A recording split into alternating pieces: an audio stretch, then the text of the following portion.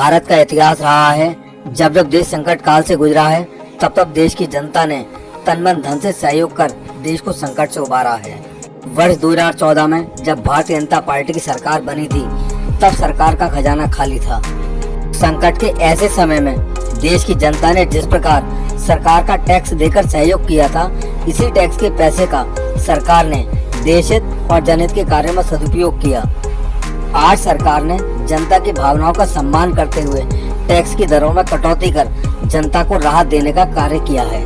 Tax की कटौती से जो लाभ जनता को मिलेगा, उससे व्यापार बढ़ेगा, बाजारीकरण बढ़ेगा और बाजार में तरलता बढ़ेगी, जिसका लाभ निश्चित रूप से देश और देश की जनता दोनों को होगा। नेक्स्ट जेन जीएसटी रिफॉर्म यानी अगली पीढ़ी के जीएसटी सुधार को लेकर एक प्रेस वार्ता सर्किट हाउस में हुई, जिसमें मुख्य अतिथि प्रभारी मंत्री एवं कैबिनेट मंत्री उत्तर प्रदेश सरकार अनिल कुमार रहे। केंद्र सरकार द्वारा जीएसटी की दरों में बदलाव को लेकर सरकार की मंशा को स्पष्ट करने के लिए देश भर में कार्यक्रम किए जा रहे हैं। इसी क्रम में मुरादाबाद में रखी गई इस प्रेस वार्ता में मुख्य अतिथि ने मीडिया के माध्यम से जनता के सवालों के जवाब देते हुए स्पष्ट किया कि सरकार के द्वारा जनहित और देश हित में जिन योजनाओं का खाका खींचा जाता है, उसके लिए वित्तीय आवश्यकताओं की पूर्ति उसी टैक्स से होती है जो जनता के सहयोग से प्राप्त होती है। इसी प्रकार जनता के सहयोग का सम्मान करते हुए सरकार समय समय पर इन टैक्स की दरों में कटौती कर जनता को राहत पहुंचाने का काम करती है। टैक्स और टैक्स की दरों बदलाव को लेकर अलग अलग वर्ग के लोगों में विचार अलग अलग हो सकते हैं, लेकिन सरकार की मंशा हमेशा ऐसी होती है जिससे देश का भी कल्याण हो और देश की जनता का भी। देश के सारे राज्यों के वित्त मंत्रियों का प्रतिनिधित्व होता है और ये जो रिफॉर्म किया गया है वो सर्वसम्मत किया गया है, सबकी राय से किया गया है। ये बीजेपी का विषय नहीं, ये देश का विषय है और देश के समस्त राज्यों के वित्त मंत्री, कई राज्यों के वित्त मंत्री तो स्वयं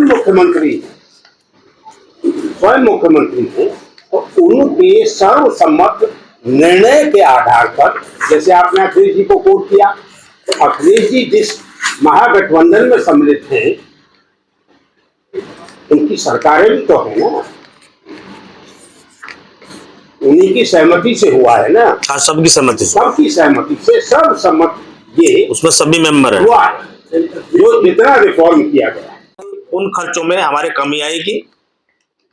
किसानों को निश्चित रूप से बहुत बढ़ावा इन दरों से मिलेगा। उनके जो उपकरण है, ट्रैक्टर है, टायर है, कीटनाशक है, सिंचाई उपकरण है, जिनका को घटाकर जीएसटी का जो प्रतिशत रखा गया है वो मात्र 5% रखा गया है कृषि के विषय पर। इससे खेती में की लागत निश्चित रूप से कम होगी और ग्रामीण भारत को एक सीधा लाभ इससे जरूर मिलेगा। स्वास्थ्य क्रांति के तहत व्यक्तिगत जीवन और स्वास्थ्य बीमा पर जीएसटी पूरी तरह से हटा दिया गया है। दवाइयों, ऑक्सीजन और जांच किट पर कर में एक बड़ी कटौती की गई है ताकि इलाज एक सुगम हो और सस्ता हो सके। पूरा मामला तो आपके संज्ञान में आ ही गया है। जीएसटी की जो दरें थी उसमें बड़ी राहत जो है केंद्र की सरकार ने देश की जनता को दिया है। उसी परिप्रेक्ष्य में ये प्रेस वार्ता का आयोजन किया गया है। जो बड़े स्लैब थे उनको खत्म करके 5 का और 18 का स्लैब रह गया है। इससे बहुत बड़ा राहत जो है देश की जनता को निश्चित रूप से होगी और बहुत सब चीज़ों पर रेट घटेंगे, बाजारीकरण बढ़ेगा, बाजार में पैसा घूमेगा, निश्चित रूप से देश को बड़ा लाभ उसका होगा।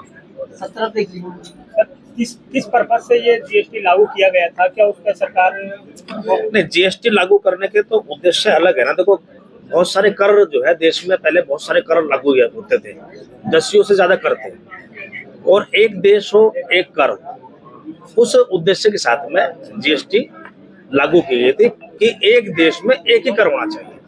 तो उस परिप्रेक्ष्य में जीएसटी को लागू किया गया। लगातार कांग्रेस जो है वो जीएसटी को कंपल्सरी टैक्स कहकर बात की थी, और अब कहना है कांग्रेस का कि 8 साल लगातार टैक्स वसूला गया, लेकिन जब परिणाम अच्छे नहीं आए तो टैक्स वापस ले लिया। भाई देखो, जब कांग्रेस सरकार थी 1,75,000 करोड़ के घोटाले भी उन्हीं की सरकार में हुए।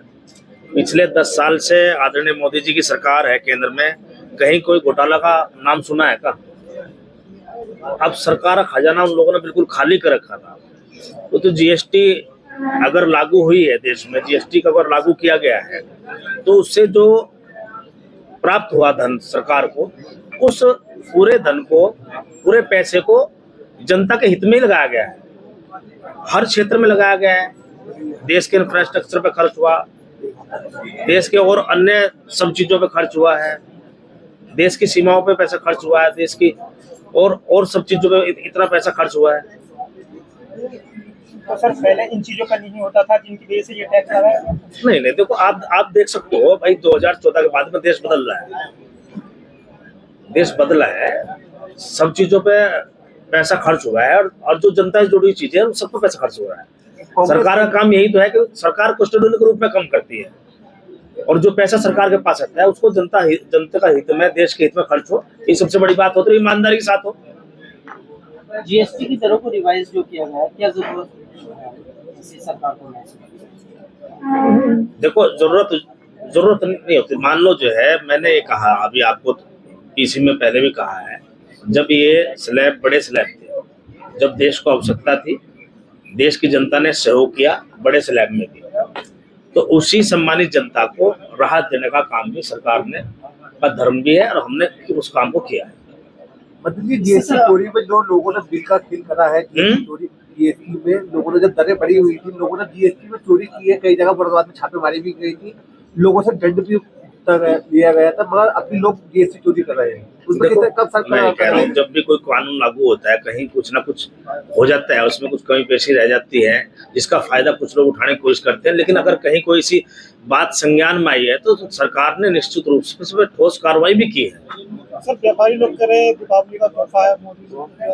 हाँ, दीपावली का तोहफा है निश्चित रूप से, इसलिए जो है ये कल जो है नवरात्रों के पहले दिन से लागू हुआ है, बड़ा तोहफा है।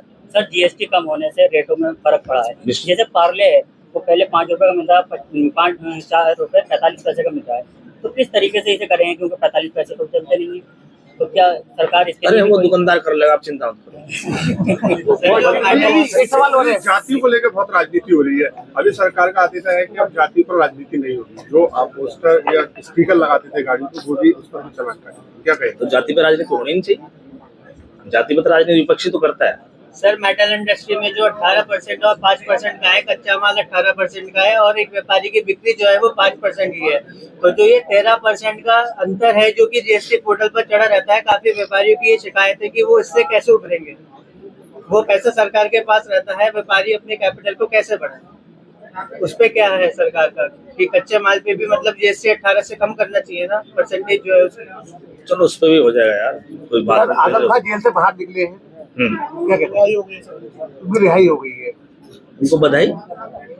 सर आने वाले इलेक्शन पर इसका असर पड़ेगा आजम खान की रिहाई का? वो बाहर आए, मुझे तो लगता नहीं कुछ पड़ेगा, क्योंकि 2017 के चुनाव में तो बाहर ही थे, आने वाले चुनाव नहीं 17 के चुनाव में तो बाहर ही थे ना उस समय, तब तो कोई फर्क नहीं पड़ा, अभी कोई फर्क पड़ा। जेल से रिहाई हुई है, इसके बाद की बात, तो जेल में रिहाई होने के बाद कुछ फर्क पड़ जाता है का?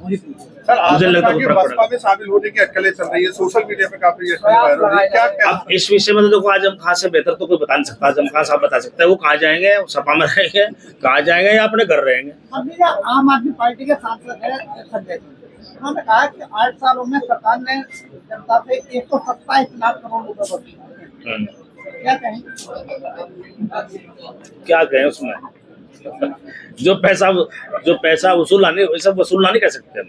जनता ने टैक्स दिया है, सरकार ने टैक्स दिया है, और उस टैक्स को सरकार ने जनता के हित में इस्तेमाल किया है, वसूलना नहीं कह सकते मुझे। अभी आपने कहा था कि ये जो जीएसटी की दरें कम की गई हैं, तो इसमें जो है जनता पूरी तरह से सभी लोग इसमें टैक्स जमा करेंगे, तो क्या पहले नहीं करते थे? नहीं कर रहे थे, पहले भी पूरा कर रहे थे टैक्स। आखिरी सवाल ये है लेकिन मुझे देखो, मान लो आपने एक बात कही कि कहीं कोई चोरी हो रही थी पहले, जब तो उसमें जब आदमी टैक्स कम हो जाता है तो फिर वो थोड़ा सा जो है ना दूसरे व्यावहारिक रूप से काम करता है।